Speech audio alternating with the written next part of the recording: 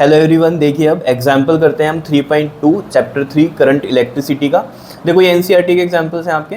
देखो यहाँ पर ए पार्ट में क्या कहता है आपको, इसमें टोटल कितने हैं 5 पार्ट्स हैं। देखो ए पार्ट में क्या कहता है in example 3.1 the electron drift speed is estimated to be only a few millimetre per second. अगर आपको याद हो एग्जाम्पल 3.1 में जब हमने वहाँ पर ड्रिफ्ट स्पीड निकाली थी तो वहाँ पर हमने कितनी स्पीड निकाली थी, जो वीडी आई थी ना हमारी, वो आई थी 1.1 इंटू में 10 की पावर -3 मीटर पर सेकंड। अब ये 10 की पावर -3 को मैं मिली लिख सकता हूँ, तो ये मिली हो गया और ये मीटर पर सेकंड हो गया। ठीक है, तो यानी कि ये यहाँ पर इसकी बात कर रहा है कि जो हमारे पास आई थी ड्रिफ्ट स्पीड वो कितनी थी, फ्यू मिलीमीटर पर सेकंड।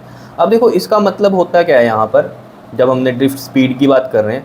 देखो जैसे मान लो ये कंडक्टर है, ये ठीक इस तरीके से मान लिया हमने, कोई वायर है ऐसे समझ लिया। ठीक है, ऑब्वियसली बात है इसमें इलेक्ट्रॉन्स होंगे, ठीक, जो ऑलरेडी होते ही हैं पहले से ही फ्री इलेक्ट्रॉन्स। ठीक है, और जब हम यहाँ पर इसको बैटरी से कनेक्ट करते हैं तो इनमें क्या आ जाती है, ड्रिफ्ट स्पीड आ जाती है। तो ये इलेक्ट्रॉन्स जो हैं जो यहाँ पड़े हुए हैं, ठीक है, ये मूव करते हैं। मान लो इनकी जो ड्रिफ्ट स्पीड है वो हमने मान लिया यहाँ पर, मान लो ये इस डायरेक्शन में आ रहे हैं। ठीक है, ऑब्वियस बात है पॉजिटिव से नेगेटिव, नेगेटिव टू पॉजिटिव जाएंगे इलेक्ट्रॉन्स, और इसमें जो इलेक्ट्रिक फील्ड एस्टेब्लिश्ड हुआ है वो ऐसे होगा, ये नेगेटिव नेगेटिव नेगेटिव वाला है। ठीक है ना, तो इलेक्ट्रिक फील्ड तो ये बन रहा है इसका, ये चीज़ें तो पता ही है आपको। ठीक है ना, और जो यहाँ पर इलेक्ट्रॉन्स हैं ये इस साइड मूव कर रहे हैं। ठीक है, तो ये कह रहा है जो इलेक्ट्रॉन मूव करते हैं यहाँ पर ये क्या है आपके पास 1.1 मिलीमीटर, मतलब 1.1 मिलीमीटर चलते हैं ये 1 सेकंड में, पर सेकंड का ही मतलब है। तो 1.1 मिलीमीटर सोचो 1 सेकंड में चल रहे हैं, कितनी कम है ये स्पीड।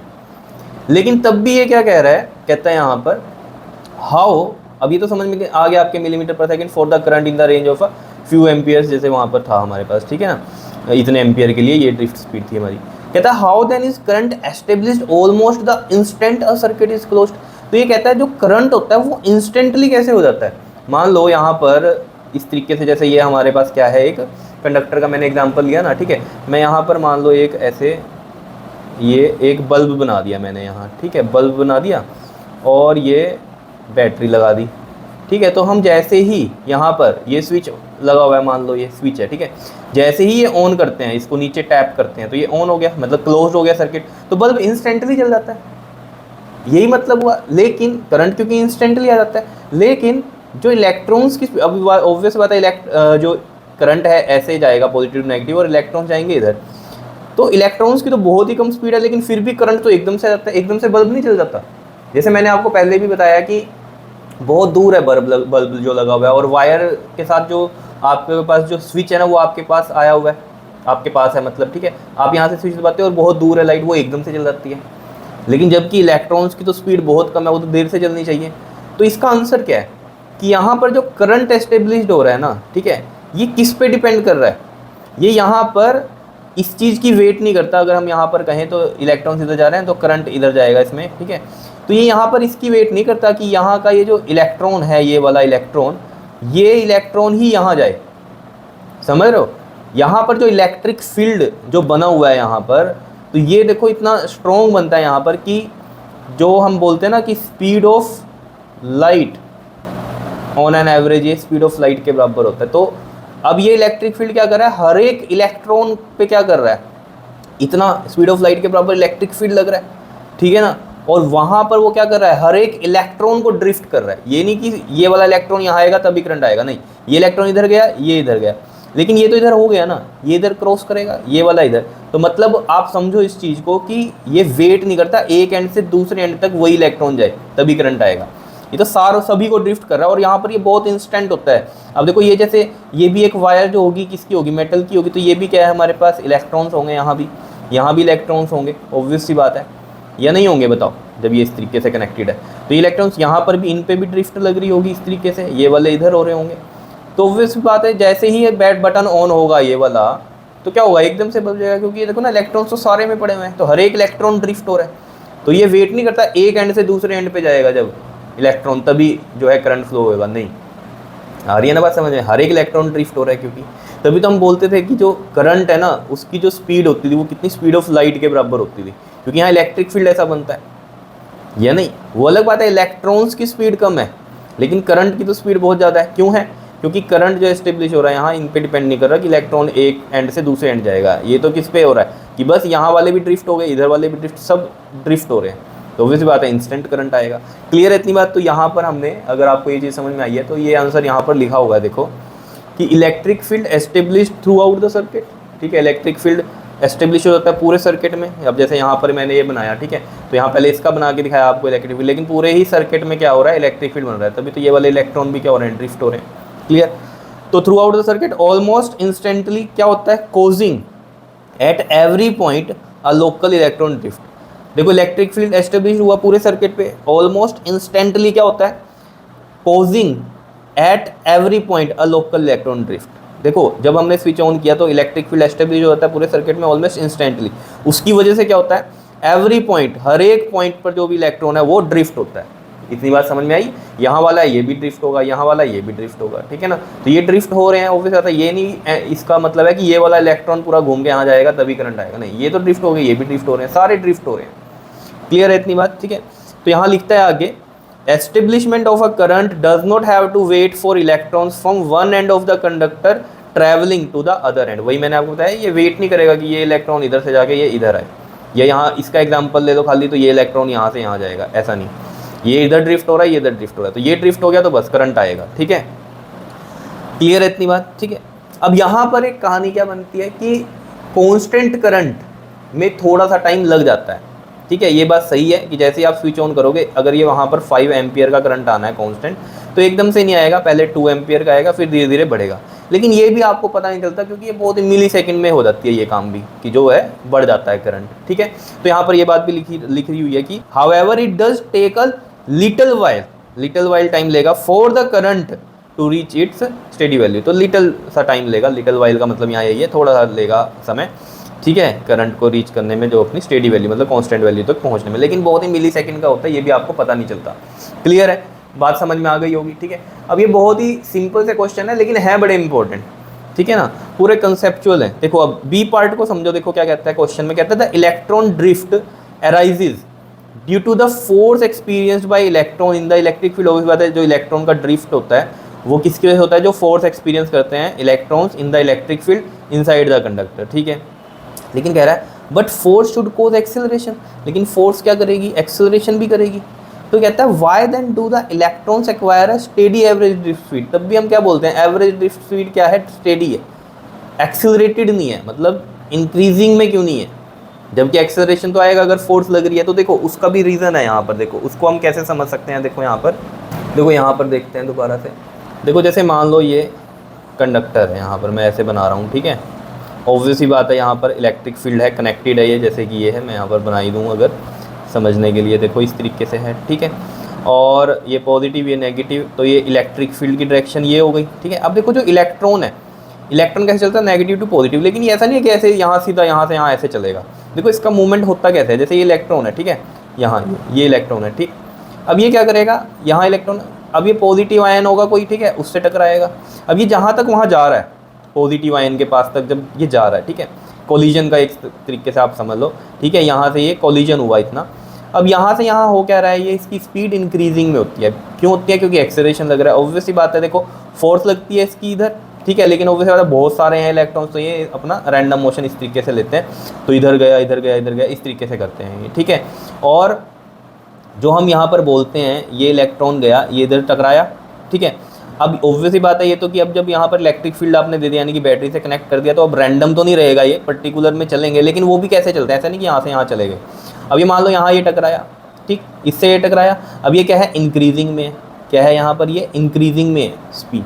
क्लियर, अब यहाँ पर जब इंक्रीजिंग में गया तो यहाँ तक ये क्या हो गई, इसकी ख़त्म हो गई, यहाँ पर जब टकराया ये, ठीक है ना, इसकी जो स्पीड थी वो लॉस्ट हो गई। अब क्या करता है ये, क्योंकि फोर्स तो इधर लगी रही है, उसकी वजह से क्या होगा, ये दोबारा एक्सिलरेट होगा, ठीक है, जब तक ये आगे नहीं टकराता। मान लो ये यहाँ टकरा गया, ठीक, मान लो ये यहाँ टकरा गया, फिर लॉस्ट हो गया, फिर ये चला, क्योंकि ऑब्वियसली बात है फोर्स इधर लग रही है तो एक्सेलरेशन भी इधर ही लगेगी, ठीक है, लेकिन इधर पॉजिटिव आयंस होंगे, वो अपनी तरफ इसको जो है अट्रैक्ट करके क्या करेंगे, टकरा देंगे, ठीक है ना, तो ये कोलिजन हो गया फिर से इस तरीके से, फिर इसकी स्पीड इंक्रीज़ हुई, फिर यहाँ लॉस्ट हो गई, फिर इंक्रीज़ हुई, फिर लॉस्ट हो गई।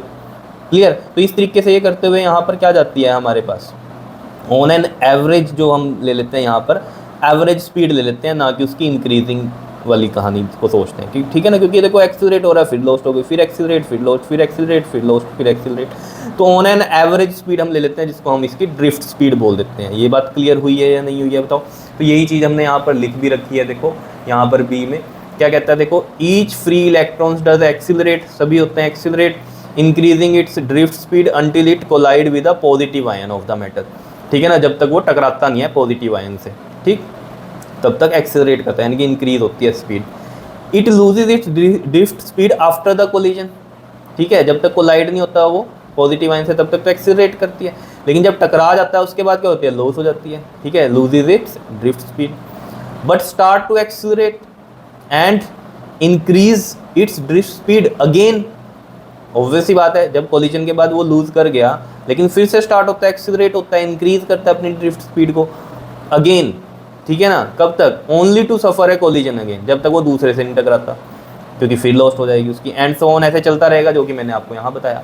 ये इंक्रीज हुई, कोलिजन हुआ, लॉस्ट हो गई, फिर इंक्रीज हुई, कोलिजन हुआ, लॉस्ट हो गई, फिर इंक्रीज हुई स्पीड, कोलिजन हुआ, लॉस्ट हुई, फिर उसने इंक्रीज करी स्पीड, कोलिजन हुआ, लॉस्ट हुई। ये कहानी चल रही है, ठीक है। अब ये इस तरीके से हम ये मोशन इसका बनाते हैं, ये ऐसे ही चलता है जिग जैग में, ये भी याद रखना आप, जिग जैग फॉर्म में ये चलता है, जब आपने इलेक्ट्रिक फील्ड दे दिया तो जिग जैग में चलता है ये, ठीक है। और ये प्रॉपर जिग जैग भी होता है, कर्व्ड भी बनता है, मैं अभी क्वेश्चन आएगा उसमें बताऊंगा आपको, ठीक है। इतनी बात क्लियर है, बताओ ये चीज़ समझ में आई, ठीक है। तो यहाँ पर वही बोलता है कि therefore on an average electron acquire only a drift speed, तो ऑन एन एवरेज जो हम ले लेते हैं उसकी क्या ले लेते हैं, ड्रिफ्ट स्पीड ले लेते हैं, यानी कि एवरेज स्पीड ले लेते हैं, ये मतलब है, ठीक है ना।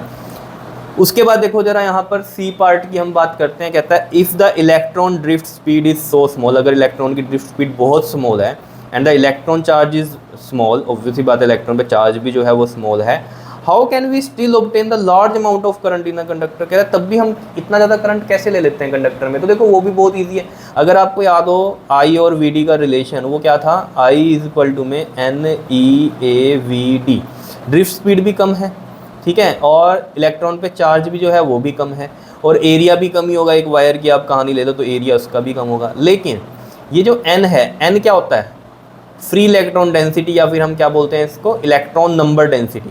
इसका मतलब क्या होता है, एन का number of electrons per unit volume, ठीक है ना। तो ये बहुत ज़्यादा होता है, ये कितना होता है, ये अप्रॉक्सीमेट 10 की पावर 29 इलेक्ट्रॉन्स पर मीटर क्यूब होते हैं, ठीक है ना। मतलब पर मीटर क्यूब का मतलब क्या हुआ, एक जैसे बॉक्स मान लो ये, ठीक है, इसका वॉल्यूम कितना है, मीटर क्यूब है, ठीक है, 1 मीटर की ये है, 1 मीटर की ये है, 1 मीटर की ये, मतलब लेंथ ब्रेथ हाइट 1 की है, ठीक है। तो इसमें कितने इलेक्ट्रॉन्स हैं, अगर हम सोचें यहाँ पर 10 की पावर 29, तो ये 1 मीटर क्यूब की हालत है कि 10 की पावर 29 इलेक्ट्रॉन्स हैं, मतलब समझ रहे हो, 1 करोड़ अगर इलेक्ट्रॉन है ना, तो उसका मतलब होता है 10 की पावर 7, 1 के आगे 7 जीरो आते हैं, तो 10 की पावर 7 लिखते हैं हम 1 करोड़ के लिए, तो 1 करोड़ इलेक्ट्रॉन इतने हैं, तो ये तो 10 के बाद 29 चल रहा है, सोच लो कितनी बड़ी वैल्यू होगी, 1 मीटर क्यूब में इतने इलेक्ट्रॉन्स हैं, तो इसकी वजह से ये जो है करंट हमारा ज़्यादा जाता है। तो यही चीज़ हमने लिख रखी है, बिकॉज इलेक्ट्रॉन नंबर डेंसिटी या फिर free electron density is very high, that is approximate 10 की पावर 29 पर मीटर क्यूब होती है। क्लियर है इतनी बात, बताओ, ठीक है।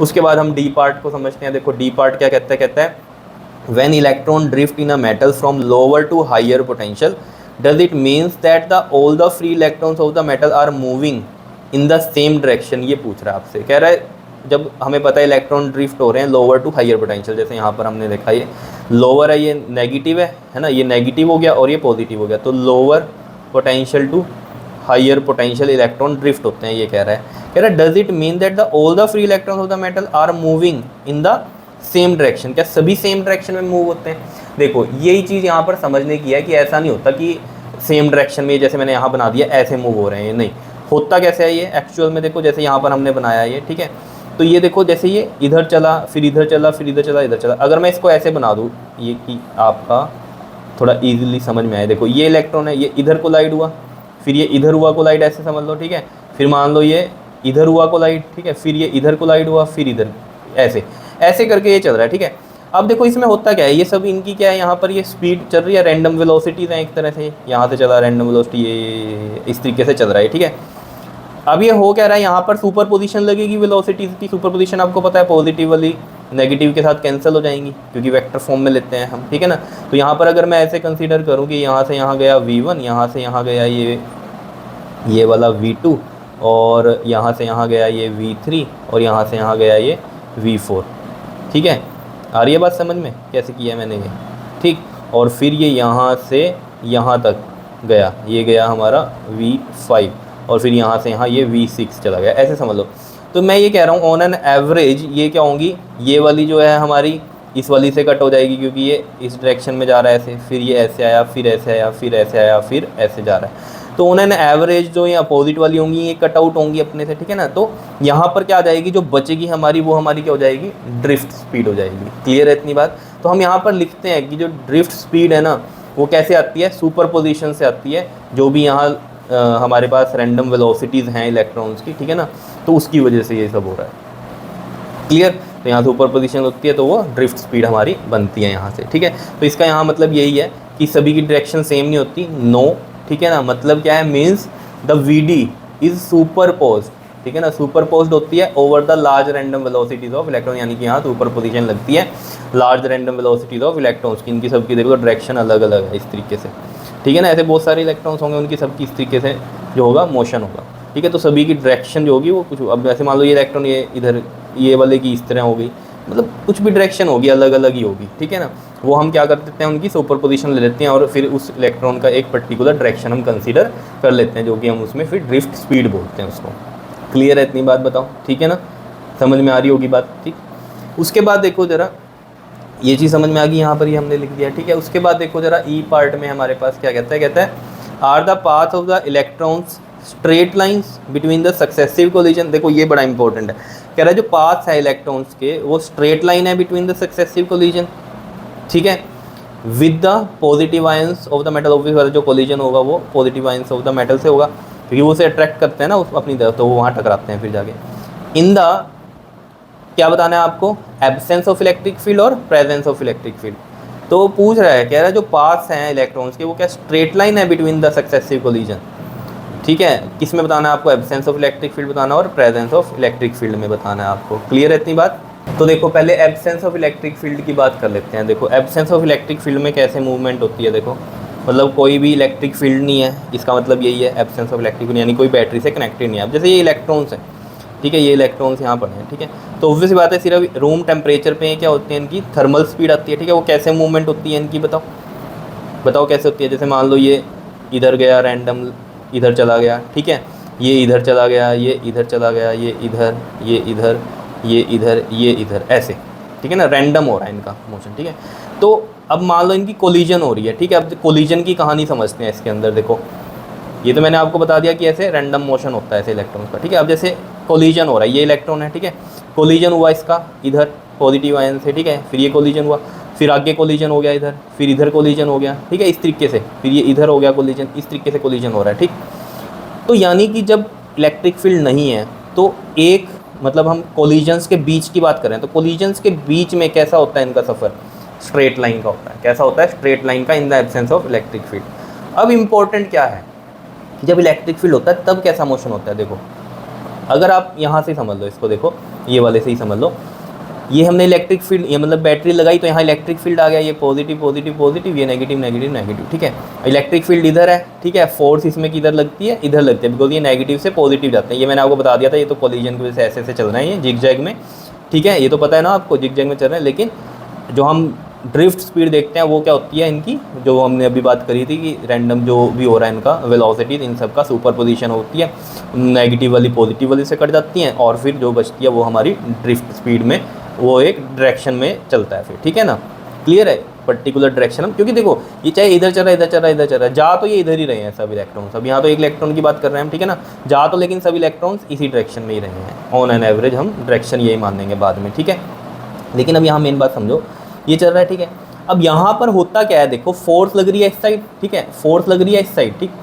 अब फोर्स की डायरेक्शन है ये वाली, ठीक, और फोर्स इज इक्वल टू क्या होता है, मास इनटू एक्सेलरेशन, तो यानी कि एक्सेलरेशन भी होगा इसका, और किसकी तरफ होगा, जिसकी तरफ फोर्स लग रही है, ठीक है। तो फोर्स इस साइड लग रही है, लेकिन ये ऑब्वियस आता है कोलिजन हो रहा है इनका, तो ये इस तरीके से जिग जैग फॉर्म में चलते हैं, ठीक है। लेकिन प्रॉपर अगर हम बात करें इसमें तो ये कर्व्ड पाथ लेते हैं। कर्व्ड पाथ क्यों लेते हैं, देखो ये इलेक्ट्रॉन ऐसे चल रहा है, ठीक है, ये यहाँ से यहाँ चला, ठीक, लेकिन ये कैसे करेगा, आपका कोलिजन हुआ ना यहाँ, ये मूवमेंट ऐसे करेगा, क्योंकि इसने ऐसे मूवमेंट, देखो ये इधर चल रहा है, फोर्स इधर लग रही है, तो उसकी वजह से एक्सेलरेशन इधर होगा, तो ऑब्वियस सी बात है एक्सेलरेशन इधर होगा, तो ये इस तरफ जाने की कोशिश करेगा, लेकिन इधर कोलिजन भी होना है, समझ रहे हो, लेकिन एक्सेलरेशन इधर लग रहा है इसका, तो ऑब्वियस बात है ये ऐसे कर्व्ड पाथ ले लेता है। फिर इधर जब आ रहा है ये, तब भी ये इधर जाने की कोशिश करता है, तो ये एक्सेलरेशन की वजह से ये पाथ इसका ऐसे हो जाता है, समझ रहे हो, फिर ये पाथ ऐसा हो जाता है, ये देखो ना इधर ऐसे इलेक्ट्रॉन्स का समझो, ये ऐसे करते हुए ये पाथ फॉलो करता है। जैसे ऑब्वियस सी बात है, आप समझ लो, जैसे आप अर्थ पे हो, एक बॉल आपने थ्रो की, ठीक है, एक्सेलरेशन नीचे लगता है अर्थ पे, तो ये जब आप ऐसे थ्रो करते हो आएगा तो ये नीचे ही ना, बॉल नीचे ही आती है ना, तो वही कहानी, एक्सेलरेशन इधर लग रहा है, इलेक्ट्रॉन इधर जा रहा है, लेकिन ये एक्सेलरेशन की वजह से अपना पाथ इस साइड लेगा, क्योंकि एक्सेलरेशन की तरफ जाने की कोशिश करेगा, लेकिन कोलिजन भी हो रहा है इधर, ठीक है, तो ये पाथ ऐसा बना लेता है ये कर्व इन जनरल, ठीक है ना। क्लियर है इतनी बात या नहीं, बताओ। ये ऐसे गया यहाँ पर, और फिर ये कैसे जाएगा बताओ, ये ऐसे, और फिर ये ऐसे इस साइड को जाएंगे, समझ रहे हो, तो इस वजह से ये डायरेक्शन ऐसी बन जाती है इसकी, तो ये कर्व्ड बनती है, ठीक है। तो याद रखने का क्या है तरीका, कि जब सक्सेसिव कोलिजन्स हो रहा है, अगर एब्सेंस है इलेक्ट्रिक फील्ड का तो वो स्ट्रेट लाइन में होता है, ठीक है, कोलिजन के बीच में स्ट्रेट लाइन है, और अगर इलेक्ट्रिक फील्ड है या बैटरी कनेक्टेड है तो फिर वो कैसा बनाता है, कर्व्ड पाथ बनाता है। क्या इतनी बात क्लियर है या नहीं है, बताओ, कोई दिक्कत इसमें, ठीक है। तो यही सब यहाँ पर लिख रखा है हमने ई पार्ट में, कि in the absence of electric field the path are straight line है, और in the presence of electric field जो पाथ है वो कैसा है, कर्व्ड है इन जनरल, ऐसे आप लिख सकते हो, ठीक है। बताओ समझ में आया। तो बिल्कुल सिंपल सी ही कहानी थी, कुछ मुश्किल नहीं थी, ठीक। तो ये क्वेश्चन जो था आपका थ्योरेटिकल था, समझने वाला था, लेकिन इंपॉर्टेंट भी था, है सिंपल लेकिन इंपॉर्टेंट है। अगर आपको कंसेप्ट समझ में आ रहा है तो वो सब कुछ सिंपल लगेगा, ठीक है। अभी अगर आपको ये समझ में नहीं आ रहा है दोबारा वीडियो देख लो, ठीक है, लेकिन ये फंडा क्लियर होना चाहिए जो हम यहाँ पर समझाने की कोशिश कर रहे हैं। क्लियर, ओके जी, थैंक यू।